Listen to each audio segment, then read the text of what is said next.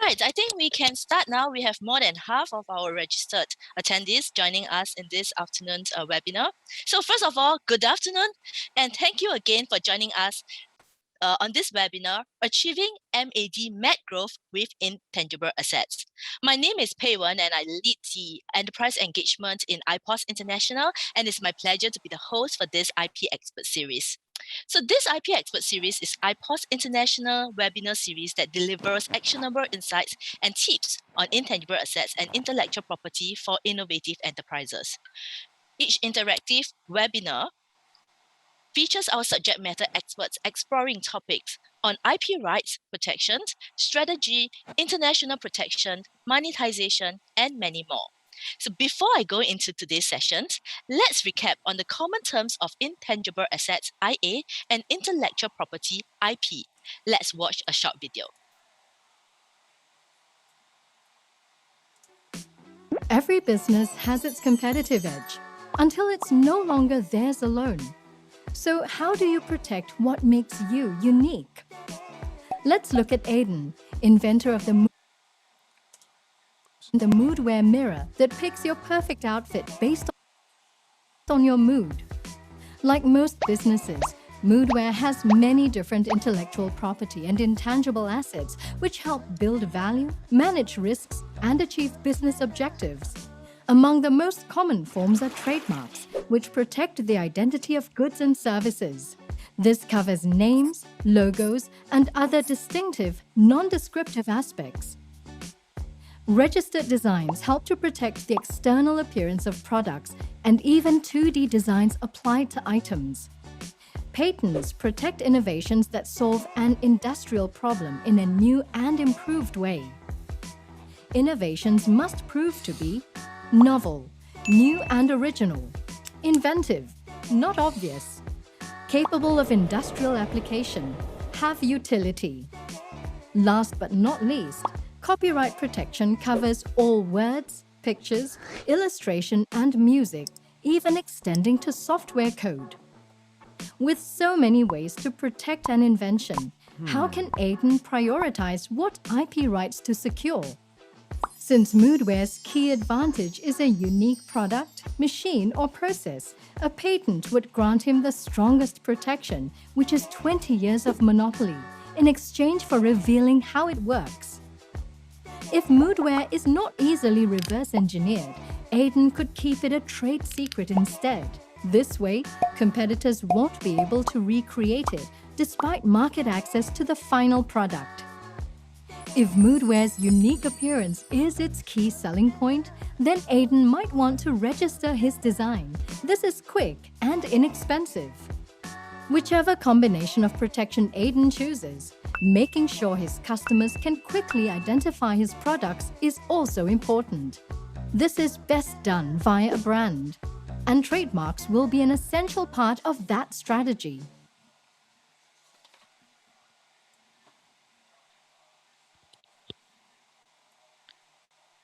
All right, so for today's session, I have the pleasure of inviting Mr. Zhikang, our Senior Strategist of IPOS International, to share with us his MAD Growth framework to help identify the company's most valuable intangible assets in under 30 minutes.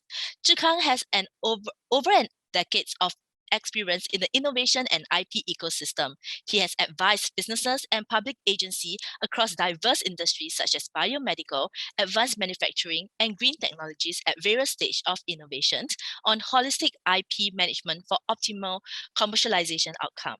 At IPOS, Zhikang was central in developing patent services for ASEAN, including the first regional patent work-sharing program and the first initiative to re-register foreign patents in Cambodia. Welcome, Zhikang. Hello, hi everyone. Hi, Zhikang. Thanks for joining and sharing with us today. And I understand that for today's webinar, you're going to share with us your MAD Growth framework. So maybe for a start, can you just share with us what was the motivation for creating the MAD Growth? Of course, that'll be my pleasure. Right, so the MAD Growth tool was actually born out of my experience in working with companies and understanding where their gaps in IA management are. Right, and these gaps, they are born out of business questions. So very often companies approach me with two questions. So one is, how do I prevent others from copying my new product and technology? And the other is, how should I work with partners and expand overseas, but at the same time, retain sufficient control over my products and services? And you can't grow fast and sustainably without answering these questions. And companies, they come to us with these questions, not because they lacked the business acumen, right? Far from it. The business leaders that I work with, they're usually very experienced and very savvy, right? Some even come to us with a list of their registered IP assets, all prepared and ready to go, right? The gap that's stopping these business leaders from addressing the two questions is the lack of familiarity with intangible assets and how they impact the business, right? So when I work with companies on projects, right, the first step that I take is always to identify what their key intangible assets are and to clearly articulate how they drive and support the company's value proposition and competitive advantages. So this process of identifying a company's intangible assets and subsequently the associated opportunities and risks is generally known as an IP audit or diagnostic. So the MAD growth tool is one that allows companies to start the audit by themselves. But well, there are many publicly available resources already to help guide companies on conducting like IP audit of various complexity and depth. So like at IPOS International, we do have business guides as well. And one of it is called the Making Best Use of All Your Valuable Assets that actually guides and enterprises through conducting an IP audit. But despite these resources, right, we still find that many business leaders, they still fail to complete or even start an audit. Right, you're right. There are many resources out there on IP audits. And one major factor why businesses do not start a complete audit is the lack of time and resources amidst all their competing priorities, right? Intangible assets is frankly not top of mind for many business leaders, and many are not aware of how intangible assets impact the business and innovation cycle. So that is why we have all these webinars and engagement efforts, right, to get business leaders to be aware. So another major factor, and that's related to the first, is the perceived lack of business relevancy, and that stems from how some IP audits are being conducted. So to tackle this second issue, I developed the MAD growth framework as a shortcut to help business leaders identify their intangible assets quickly in a way that clearly demonstrates how these intangible assets drive or support the business's value proposition and competitive advantages. So with these key IAs identified, they can then make better decisions on how to protect their competitive advantages and fit intangible asset management into their overall business strategy. Yes, actually, I can't agree more than what you have just said. You know, for the business guides that we have, right, it's actually contain a lot of good information. And that guide that I mentioned just now, specifically on IP audit, it actually has very good information. So I've actually shared that business guides to my best friend who actually own a surgical mask manufacturing business, which very luckily, she has a rapid growth of at least 300% Wow. over this COVID period when, you know, a lot of people very tough, right? But she really, you know, her business growth tremendously. And anyway, I convinced her that an audit report is a very great way for her to make her management more aware of the importance and value of their IAIP and really give her a clear set of priorities to work through. So she did try to do an audit based on the base guides. She said that it's useful, but it's actually not as easy as what she expects. Okay, I've seen those business guides and they really do provide good information on how to conduct an IP audit. And one very common way to start an IP audit is to ask a question, right? What are my IP assets? And that is a very reasonable and intuitive starting point, right? Because you want to find out what IP assets you have, right? And typically, when you start an IP audit with this question, so after you develop a plan and a checklist for the audit, you'll review all the relevant contracts and IP registrations and compile the relevant information into an IP or intangible asset register. Right? Is this what your friend did? Yes, I think so. And luckily her company only sell one product and has a pretty straightforward business model. If not, I don't know when she can finish that audit. And how long did that process take her? I heard it's very long. And you know, and when she finally compiled that register, right, to be very honest, she didn't know what to do with that information. So I guess she might have gone a bit lost along the way. Oh, okay. So I think if she followed the business guide, I think she would have ended up with a register that looks something like this, like what's on the screen now, right? Should be because I actually extracted this from the business guide. Okay, I So think something like that. She showed me before. okay. So I mean, the experience with an IP audit done in this manner is not uncommon, right? Because an audit can be a long and tedious process. Sometimes along the way, the original aim and the intent of the audit gets lost, or it gets overtaken by other priorities. And so when you finally compile the register, right, you don't understand how to use the information, right? But don't get me wrong. There is absolutely nothing wrong in conducting an IP audit this way, right? And compiling the information in an IP register that's in the form that's shown on the screen, right? Because presented in this form, the information is actually very handy for the administration of intangible assets, right? The register provides a clear overview of all the company's intangible assets, the company's rights to them, registration details like the jurisdictions, the renewal dates, etc., etc. So it is needed for you to manage and administer IP within the company, right? But a register that's presented in this form, it's actually more suitable for an IP administrator, but less useful for a business leader that wants to use the information to make business decisions, right? And there are 3 reasons for this. So number 1 is that the register, it doesn't draw a clear link between the identified intangible assets and the business's value proposition, right? It doesn't describe how the listed intangible assets drive or support the business. Number 2, which is a consequence of number 1, is that the register does not provide any prioritization of the intangible assets. So as a result, the register will not help business leaders weigh the importance of different intangible assets and as well as their associated risks. So then the third reason is that there is a tendency to neglect the unregistered intangible assets because of how the audit is being conducted, right? Because the information is being compiled from contracts and IP registrations, there is a natural tendency for the audit to focus on the registered rights. Intangible assets that have not been secured in writing yet, right, such as trade secrets, networks, and know-how, which are often, or if not more important, right, than registered rights, they may not be captured in the register. So because of these various reasons, many business leaders, they lose interest in IP audit by the time they compile an IP register, because significant time has been invested into the process, but then the business relevancy is lacking. I see. So any advice for my friend? Can your M.A.D Growth tool help? Absolutely, right? So this is exactly where the M.A.D Growth tool comes in as an alternative approach to start the IP audit, right? To enable business leaders to derive useful information on the company's intangible assets in just 6 steps and 30 minutes. What? 6 steps and 30 minutes? Hey, do you need someone as a showcase as you walk us through your framework? I'm sure if you have someone in mind that can join us, I think that would be great. Oh, let me just see whether I can call my friend. Okay. I didn't know there was meant to be a secret guest on the webinar today, but sure. I'll wait for your friend to come. Hi, Zhikang. Oh, hi. You must be Hi. Pei Wen's friend. Yes, I'm her best friend. My name is Miss Fantasy, and I heard that you have this framework that can help me do my IP audit very quickly, and it's called M.A.D, the M.A.D Growth. Oh, and I really love that, the name of your framework. So what makes your M.A.D Growth so special? Can you do a demo for me? All right, hi, Miss Fantasy. Right, it'll be my pleasure to show you how it works. Right, so first on your first question on what makes M.A.D Growth special. Right, the methodology and thinking behind M.A.D Growth has been tested and proven. Right, our team of IP strategists have been applying this methodology to help companies draw the business relevancy of their intangible assets through a consultancy model. Right, so what I've done is to distill and adapt the methodology that we use in M.A.D Growth, that we use in consultancy, right, into the M.A.D Growth tool to create a shortcut for business leaders to identify their key intangible assets and the business relevancy of these IAs quickly and without external assistance. So at this point, I just want to reiterate that the M.A.D Growth tool is not meant to replace an IP audit.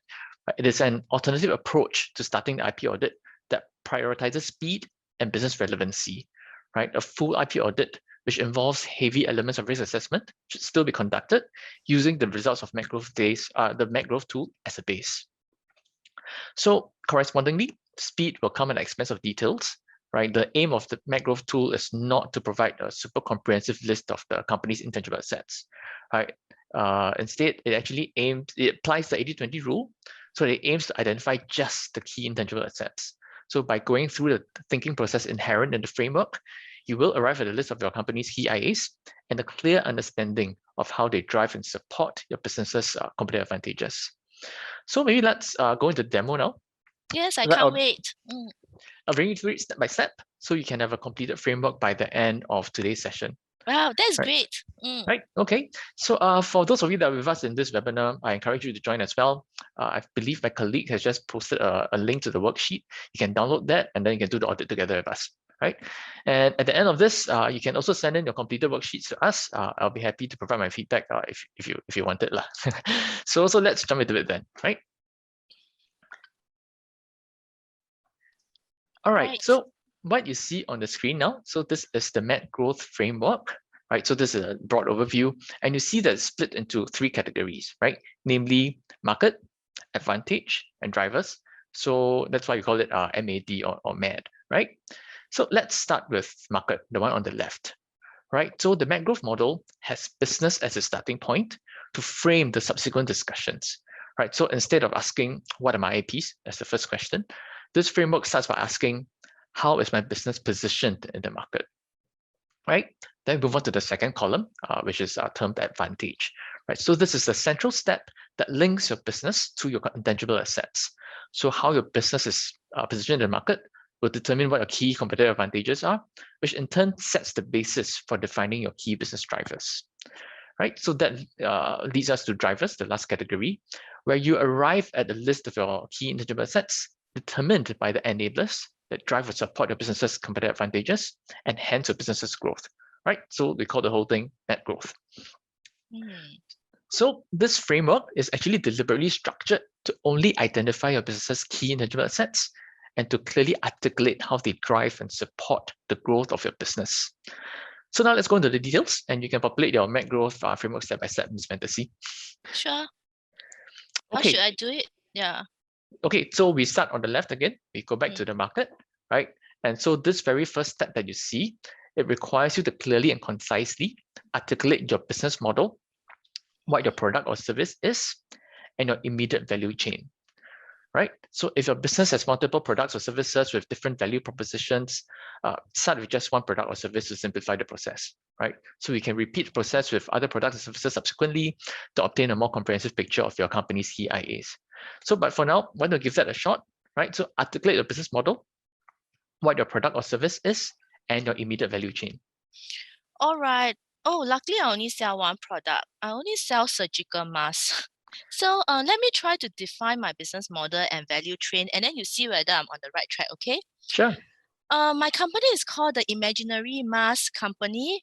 We manufacture surgical masks at our own manufacturing plant, and then we distribute and retail them to the major supermarket and pharmacy chain using the brand called HyperShield. You know, the superpower HyperShield.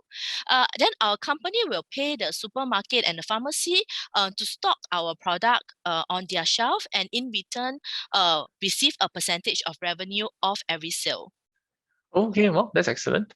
I think you've articulated what your product is, how you make your money, and your value chain from manufacturing all the way from getting the product, your value chain all the way from manufacturing to getting the product into your customer's hands, right? So that's great. Let's move on to the second step, which actually requires you to define who your customers are, right? So your customers, for the purpose of this framework, are the people that pay for your product or service that you've defined in the first step, right? Or the people who authorize or make the purchasing decision. So for example, in the case of health insurers, right, they are the ones that pay for the consumption of medical services, right? So they'll be the customer. So in short, just follow the money, right? As you identify customers, it's also important to identify other stakeholders that can affect access to your customers or the market, right? Such as regulatory authorities for sectors where regulatory approval is really important, or it's required to launch a product or service. So your business model and value chain will have to be quite clearly articulated in step 1 for you to be able to accurately identify your customer in this step 2. So we have done very well in step 1, so it shouldn't be a problem for you. So I want to give it a step. All right. So for customer, our company customer will definitely be people like you, the member of the general public who need the surgical mask. So now it's very important, right? You go out, you also must use surgical mask. It's like your clothes already. So customer would be the general public. And I think, I work a lot with the retail buyer at the supermarket and pharmacy because, they decide which product they need to stock or how much they will buy from me as well. So I think they are also important stakeholders for me. No, that's excellent, especially in identifying the retail buyer, because they have major amount of influence over whether you're able to access your customers, right? Which is say is the general public like me, who now have to wear surgical masks every day, right? So after defining your customers, let's move on to the third step. And this is the last step in the market category. And that is to define who your competitors are.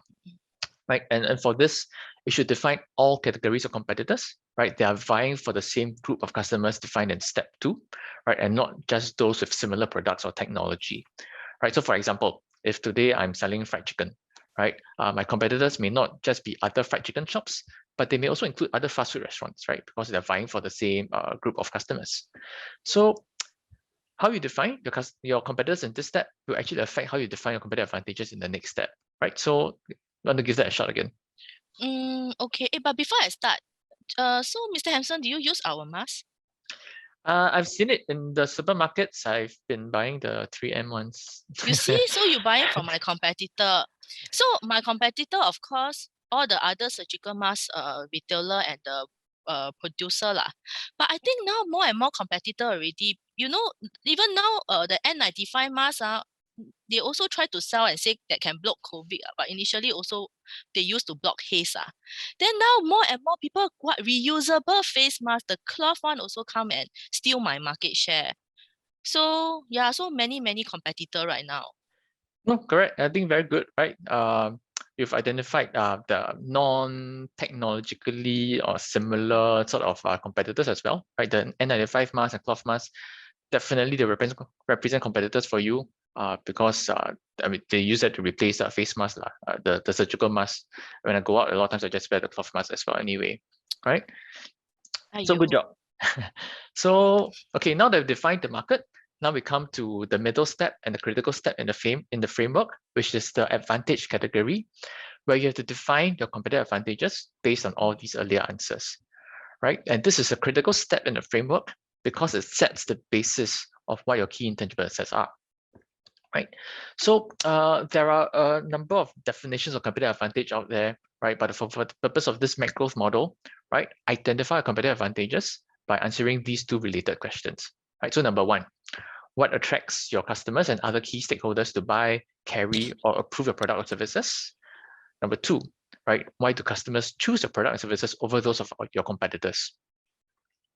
Right, so competitive advantages, typically they're built on 3 points, right? That you are faster, cheaper, or better, right? So in the case where you are better, you should articulate how you're better, right? So for example, your product maybe has a more attractive design, you have excellent customer service that makes customers feel very special and valued, etc., right? So why don't you give it a shot to define what your competitive advantages are? I think we definitely are faster, cheaper, and better lah. I think people buy our hyperseal mask because first of all, it is more effective. I would say that it is more effective than all the other surgical masks can fight with N95, but cheaper than the N95 mask because we have this special material that is very efficient in blocking the micro droplets. And another competitive advantage, I think, is because you can buy it very easily. We make sure that, you know, in all major supermarket and pharmacy shelf, they will see HyperShell. And because they're all my good friends, right? So I make sure that they can see it the moment they step into the supermarket. No, very good, right? I mean, so from what you're saying, I hear that competitive advantages is a mix of cost, right? Then being more effective in blocking droplets, the other surgical masks, because you're comparing yourself to N95 masks, and you have better access to customers, right? I go to the supermarket, I can see it. I don't need to go to Shopee or Lazada But you never to buy it. I will keep that in mind now that I've met you and you say your masks are so effective, right? So it's a good pitch. Okay, so now let's keep these competitive advantages in mind, right? And then we move on to the driver category. And this fifth step, right, in this model, right, it requires you to identify the enablers of the competitive advantages that you have just defined, right? So like just now you said, I think you said here some special filter material, right? So at this step, identify what provides a company with or enables a company to deliver, right, the competitive advantages you defined in the previous step, right? So these could be related to the technology behind the product or service. It could be the brand's brand reputation in the market. It could be networks of key suppliers and manufacturers, etc., again. So yeah, but then go ahead. So for us, I think the higher efficiency of the micro droplet blockage enabled by a novel filter material that we can actually manufacture at a very low cost could be one of our driver. We spend a lot of money on the R&D and we filed patent for it, so it's patented. Another one, I think, like I've mentioned, we can buy it in all the various stores, like supermarket. And when we first invented that mask, right, we give it a name, a brand, and we actually spend a lot of money on the marketing. So I think now, I also don't know why you don't know, but so many people know about HyperShield. So yeah, it's everywhere. So we have good networks lah. Okay. So maybe let me try and distill that down a bit, right? So it sounds like enablers, it's a mix of technology, right? You mentioned the filter material, your networks, right? To the supermarkets, the pharmacies, and you say you have a good and then of course your brand as well, right? You say you have a good reputation with the different customers, right? So that would those are the enablers of your competitive advantages. But now let's take one step deeper, right? Which is also the last step, to identify the key intangible assets in your company, right? And you arrive at this list by identifying the key IAs that subsist in your enablers that you just identified, right? So like you said, the enabling technology for you is protected by a patent at least, right? But that could be a mix of patents and trade secrets. The brand, which in itself is an intangible asset, maybe it's protected by trademark registrations. And then you mentioned networks and relationships or even partnerships. So again, these are also intangible assets in themselves, but they could be secured through partnership agreements, for example. And when you identify, right, these intangible assets, it should be done with some granularity, right? So for example, when you say that you have a trademark registration, don't just say you have a trademark registration, right? So I specifically identify what has been registered, right? Is it the company name? Is it the company logo? Is it a combination of both, right? And to do this last step, you require some basic knowledge of intangible assets, right? So just as reference for you, right, here are some categories of the key intangible assets. So maybe now you can take a bit of time and share with us what you identify your key intangible assets in these enablers as being. Okay, let me try. So, looking at your list, I think my intangible assets will include number one, my patent. I have a patent, SG1234567Q, that protect the composition of the novel filter material. And then I see trade secret. So actually, uh, our we have a way of producing the mask in a very cost efficient way that is very fast and very cheap lah. So I think that is my trade secret. Okay. And I have many friends and a lot of my father also have many friends, all the uncles that have support my father for very long, that owns the supermarket chain and the pharmacy chain. That's why we can enter into the supermarket and pharmacy so quickly. So I think that's my network. And I think my father is in this industry for more than 30 years before he left the business to me lah. So we have a very strong corporate brand that enjoys significant goodwill with the supermarket and the pharmacy chain. We are like 老字号. So because when I took over, I actually learned a bit about trademark lah. So I went to trademark the company name, Imaginary Mask Co. And we created a nice logo. So I've registered with IPOS already. Then after we invented the novel, the filter material, I give it a name lah, called the HyperShield, and actually spent a lot of money marketing it. So I think this brand is well known, and thanks to COVID lah, so more and more people know my brand and make my business very good also. But now the market a lot of masks and a lot of competitor. So but we will continue to invest significant resources in our marketing and the brand to further differentiate ourselves in the market.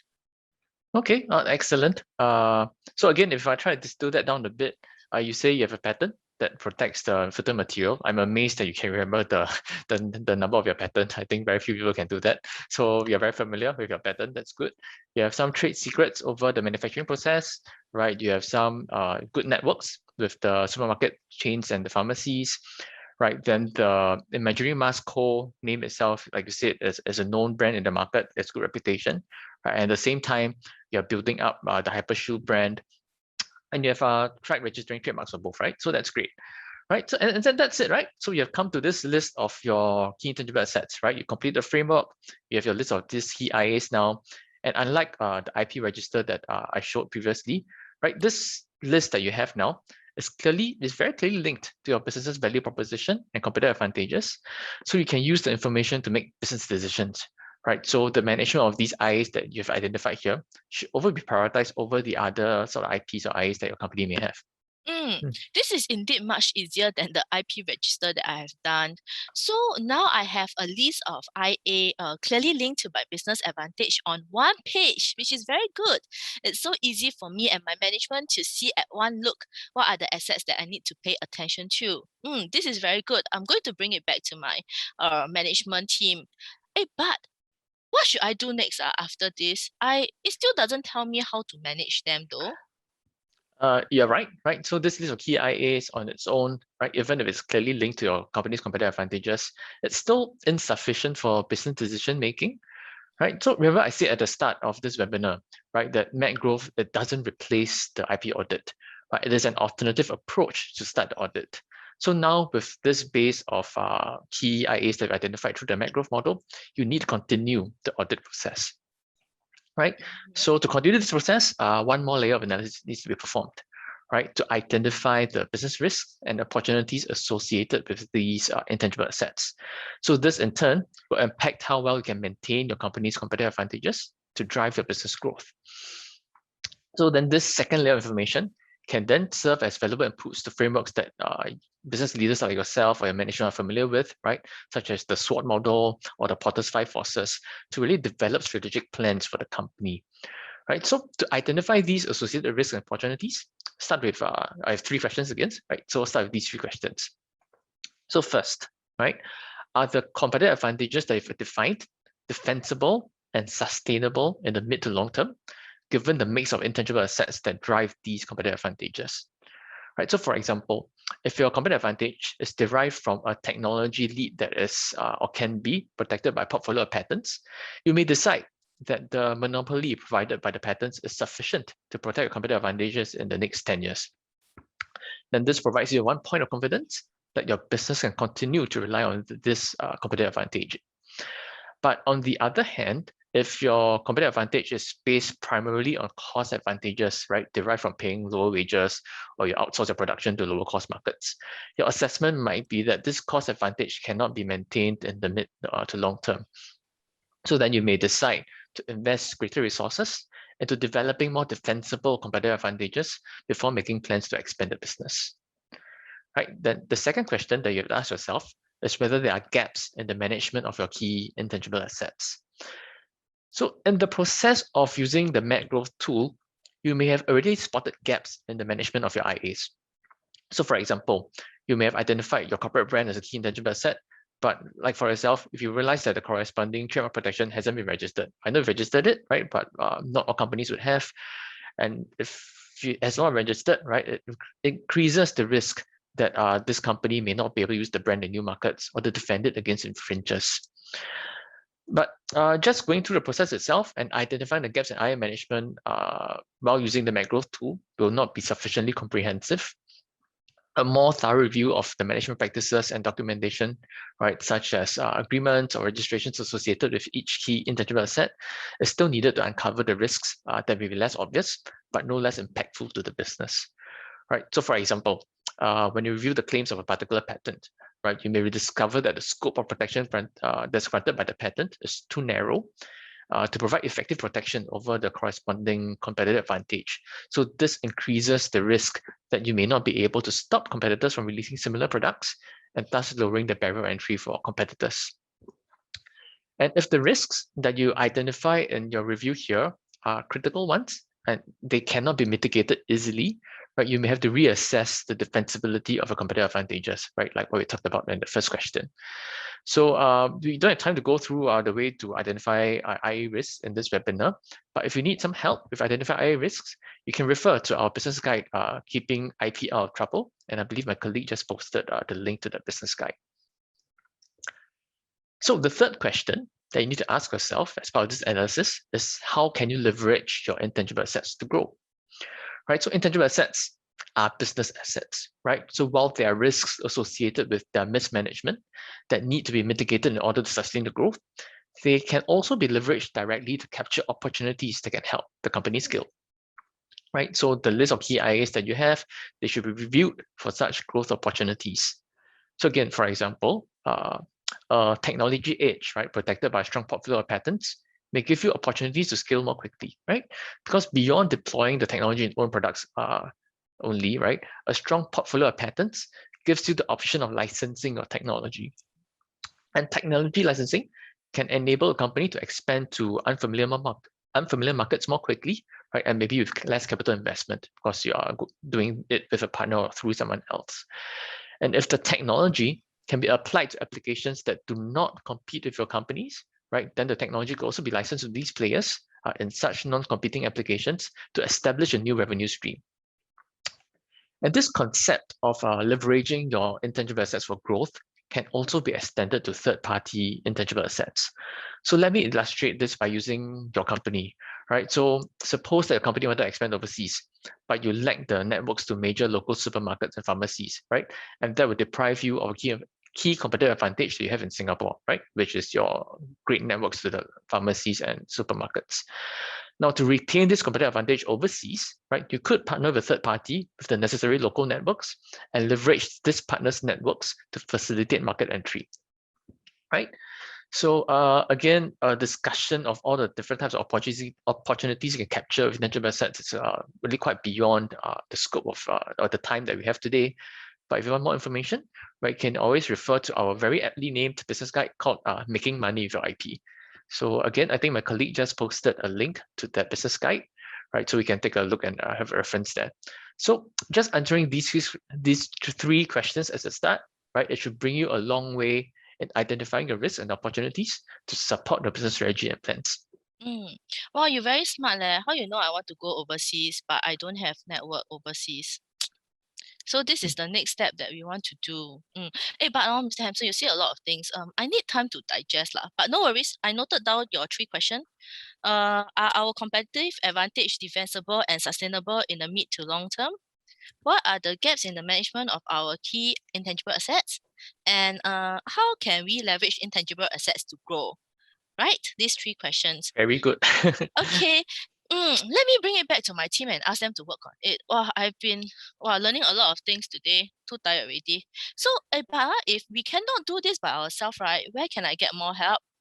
Well, you can come look for me, right? You know me now, right? You have my email. I mean, as I shared at the start, right, my day job is really advising companies on intangible asset strategy. The M.A.D growth methodology is born out of how we support companies, right? So if you need help, we can bring you through this process with greater detail to tease out the different nuances, the risks and the opportunities. Right, and you definitely should look to doing an intangible asset audit and strategy. Right, if you have number one, for example, concerns about protecting your products against competition, if your company is planning to expand to new geographical markets in the future, right, or there are maybe the upcoming plans to invest into new innovation such as R&D through R&D or via licensing or acquisition, or if your company is planning new products or services, right, or your company is in discussions with third parties on potential partnerships, such as joint ventures, collaborations, or even other forms of business partnerships. And lastly, right, if your company is looking to pivot a business, right, whether it's COVID or otherwise, all of these scenarios, they involve, or rather in all these scenarios, having a good understanding of what your key intangible assets are, and the associated risks and opportunities will definitely help you in strategizing and all these activities that you want to do, right? So at iPods International, we have this program called Discover Intangible Assets that's really designed to help companies identify their key intangible assets and to set out that roadmap of what they need to do to manage these assets. Wow, that's so useful. And wow, there's a lot of things that you mentioned, right? I really are looking at doing it. Why that people never share with me all of this? I spent so much time working on the IP register, you know. So actually, there's people that outside that can help me. Anyway, say Pei, where is she? Okay, let me go and find her. We must catch up soon. Okay, you must remember me. Okay, Miss Fantasy, I will look you up. All Hey, right. thanks for joining us today, Miss Bye. Fantasy. You've been a great A-star student in identifying everything. So I hope Pei Wen comes back soon. I don't know why she didn't join us for that session. Hello, she's back. Zhikang. Hey, sorry. I went to call my best friend. Then my house blacked out suddenly, there's no internet connection. So I just managed to get back online. Hey, sorry to leave you alone in this No worries. webinar. Are we still live? Yes, we are actually still on. Oh, okay. Oh, yeah, sorry. Still have about so many people. Sorry. No worries. Since you missed our chat with Miss Fantasy, your friend, right? So maybe Oh, let she me. come in? Yes, and Oh, she okay. was very helpful in allowing us to demonstrate how the MAD Growth tool works actually. I see. So maybe let me briefly summarize what we discussed for you, right? Good, So thanks. the MAD Growth framework really is a shortcut to help business leaders identify their key intangible assets quickly, right? In a way that clearly demonstrates how these IAs drive or support the business's value proposition and competitive advantages, right? So it is an alternative approach to start the IP audit to enable business leaders to derive useful information on the company's intangible assets in just 6 steps, right? Number 1, define your business model. Number 2, define who your customers are. Number 3, define who your competitors are. Number 4, identify your competitive advantages. Number 5, identify what enables you to deliver these competitive advantages. And number 6, identify your key intangible assets that subsist in these enablers. Right. So once you have the list of intangible assets from the MAD growth model, they should then be further analyzed for business risks and opportunities associated with these assets. Right. So then you can make yourself more informed. You can make more informed business decisions to grow your business. Right. And you do the additional layer analysis by starting with 3 questions. Right. So number 1, are my competitive advantages defensible and sustainable? Number 2, are there gaps in the management of my key intangible assets? And number 3, how can I leverage my intangible assets to growth? Right. And then this exercise of using the MAD growth tool is best done by a small team who understands the business and, where applicable, the technology as well. So for most SMEs, this typically comprises no more than 3 or 4 members of the senior management team. Right. So I that's like a see. brief summary. Wow, it seems like I have missed out a lot. So thanks to come for sharing, and really thank you for the summary. Oh, I think I need to go and thank Miss Fantasy too, right? Okay, but anyway, if we have some time over right now, and I see from the chat that actually we do have some questions or some comments. So since we have time, maybe we can share a bit more on that. And for the rest of the attendees, if you have any questions that you would like to ask Zhikang, or you would like Zhikang to answer, feel free to type in the Q&A or the chat box, and then we can pick it up. So Zhikang, I see a comment saying that the main problem for IP protection is that when it is too costly, it becomes quite useless, and most enterprises, they don't really it doesn't really motivate them to go to do that. So is there any view from you?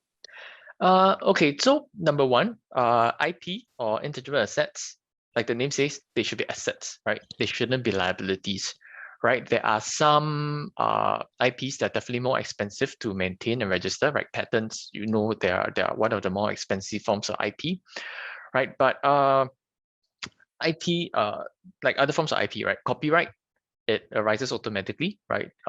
You may or may not want to register it, but the cost of copyright is just the cost of maintaining it. Same for trade secrets. You may need to put in some contractual measures in place, but really with trade secrets, a lot of it is about managing it and putting those management practices and systems in place, right? So, or even things that you need to register, like trademarks, right? If you don't go overboard with it, right? If you don't go and register, like say 10 trademarks in 10 clusters in 10 countries of interest, the cost is actually not that high, right? So actually, there is always this perception that IP registration, IP protection is very expensive. But when you look across the different classes and types of IP or intangible assets, you will find that actually not all of them are equally expensive. A lot of them have to do more with management and registration. And that's also why you need to make a good assessment about what your key intangible assets are, right?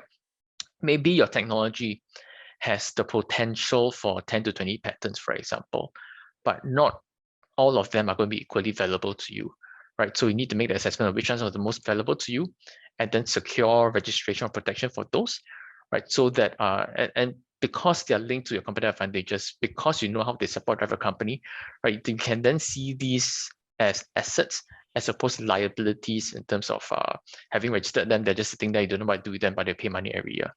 Right. So it's a mix of understanding how to manage the different types of assets, having the mix of different types of intangible assets, and then making the decision on actually what you want to focus on and prioritize. So Zhikang, can we say that if we can also protect our intangible assets using like trade secrets and maybe like copyright, which actually they are still a legitimate way to protect, but at a lower cost? Absolutely. Right. I wouldn't say, I mean, they are at lower cost, they are not no cost, right? Because putting in place systems and practices, those cost money, right? But definitely trade secrets and copyright, they can be very powerful forms of IP protection as well. When you look at music, you look at software, definitely copyright is one important form of protection that exists, whether you're in the media industry or whether you're in the IT industry. Trade secrets, definitely very powerful. I remember it's called Kaylee, right? I think is it Sioba? I can't remember. Anyways, Oh, yeah, Kaylee. correct. I mean, secret recipe, right? Trade secret sold for $1 million. Coca-Cola trade secret worth a lot of money, right? So there are all these trade secrets out there that are very powerful and actually very valuable as well. So especially when SMEs, if you think that maybe patents are not quite your game because it's too expensive, right? Where suitable, trade secrets should be put in place as well because they can be equally, if not more valuable and important than patents, actually. So when it comes to cost, there's actually one question asked, like I think you probably receive a lot of such questions as well, is that are there grants out there like, to help our local SMEs for IP protection? Definitely, right? So our government quite generous with grants, right? While there are no immediate subsidies or reimbursement for patent application of IT application costs in Singapore per se, right? But if you are developing a new capability, developing a new product, right? If you're thinking of expanding overseas and need to register some of your IP overseas, right? Then there are grant schemes through Enterprise Singapore, like your Enterprise Development Grant or your Market Readiness Assistance Grant, right? That can actually help you defray some of these costs out there. All right. And I think the cost of this services, I mean, the government is trying to support and to motivate us to start the ball rolling, and especially if you want to expand overseas, to tap of all this to start the journey lah. But definitely there would be some kind of investments required by the enterprise as well, just like all other grants. Absolutely. Right.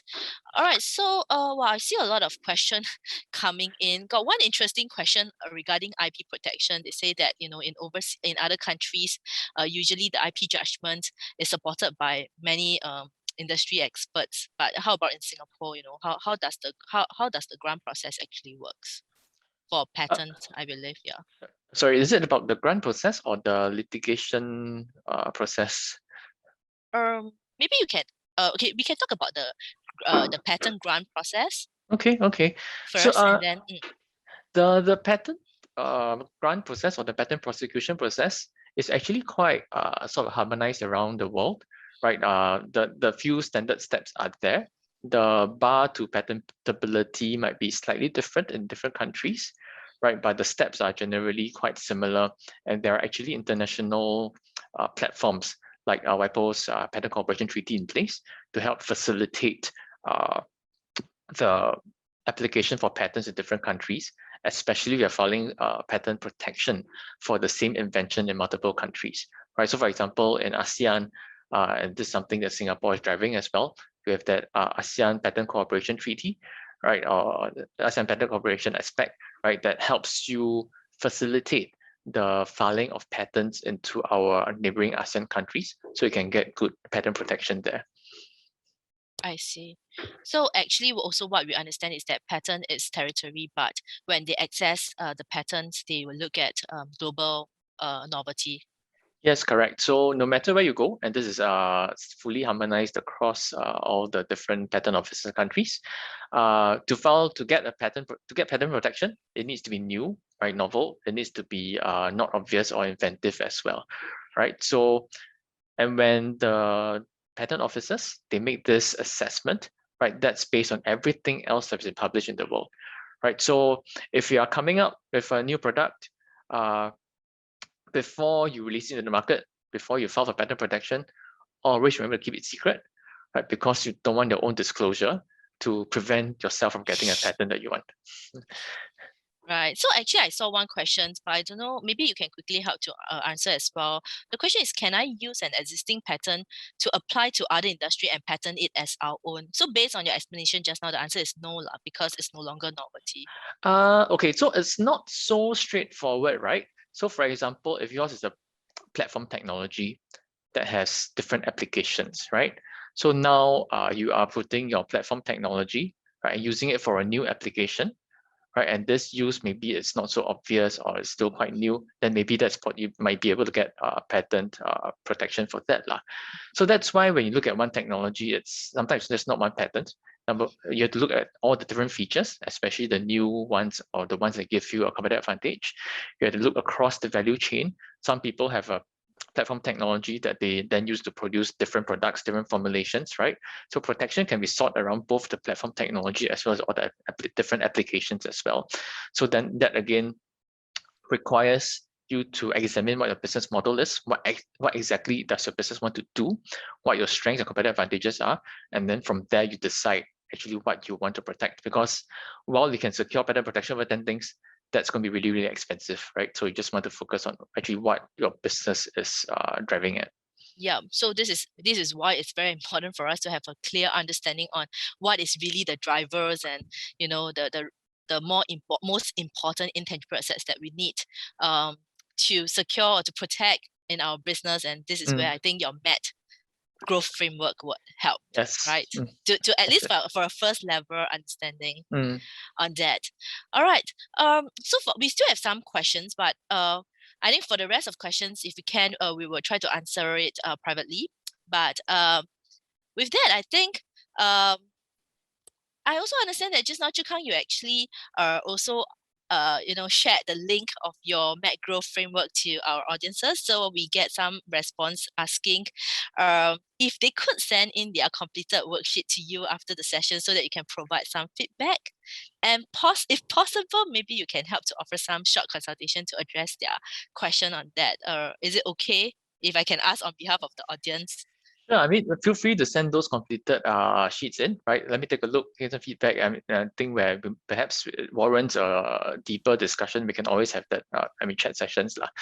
I mean, we are fully owned by the government, right? So we are here to help enterprises. That's our mandate. Right. Okay. Thank you so much, Zhikang.